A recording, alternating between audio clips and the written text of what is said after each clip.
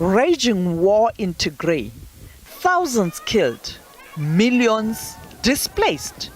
Women and children are being raped. A dark mark on the history of Africa. For almost 2 years, the international community did not act swiftly.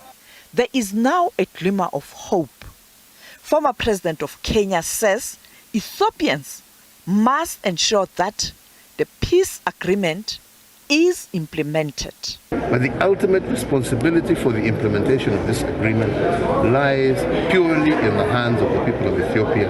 And it is my hope that coming from Pretoria, all parties will go back, engage their local populations, engage their militias, engage all the different communities, and begin this process of dialogue, a process that will without doubt involve compromise and understanding of each other's different positions, because as I have said, after 2 years we are still at the table and we have gone back, and that means the only lasting solution can only be through dialogue. He has also called on the international community and the neighboring countries not to divide the Ethiopians. And all we can ask and call for is any destructive force from whatever part that seeks to destabilize this process, either from within or from without, should take note that the people of Ethiopia now desire peace and now desire to resolve their internal issues through peaceful means.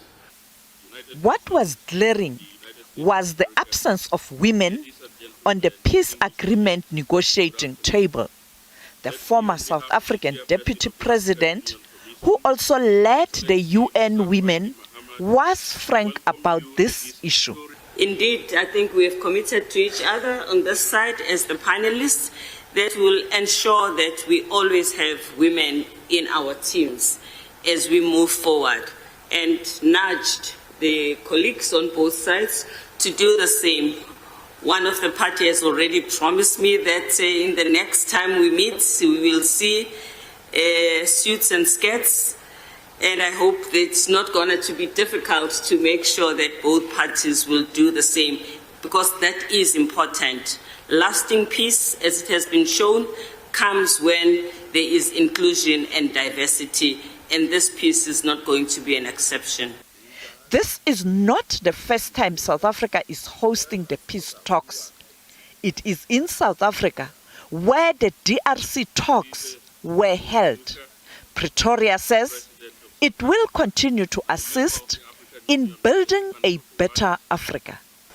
Our President, President Ramaphosa, has directed me to congratulate all of you and to confirm his government and our country's readiness to continue playing any positive role that you may wish us to play.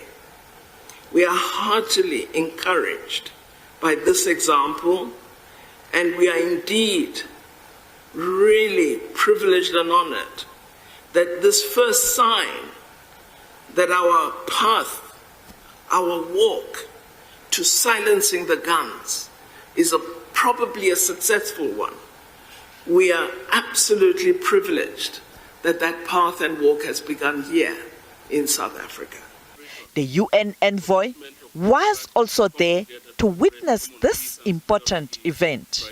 We want to express our sincere appreciation to His Excellency President Olusegun Obasanjo and members of the AU High-Level Mediation Panel, President Uhuru Kenyatta and Deputy President Phumzile Mlambo Nguka, for deploying your wisdom, your experience, and your patience in facilitating this process to assist the two delegations to arrive at this outcome. We also wish to thank the chairperson of the African Union Commission, Musa Faki Mohammed, for his leadership of the African Union Commission in support of this process. We must also express our great appreciation to His Excellency President Cyril Ramaphosa, President of the Republic of South Africa, Her Excellency the Honorable Minister of International Relations and Cooperation, and the Department of International Relations and Cooperation for their facilitation of this meeting, and for their generous support to this process. This is an opportunity to chart a new course. Sophie Mokoena, SABC News, Pretoria.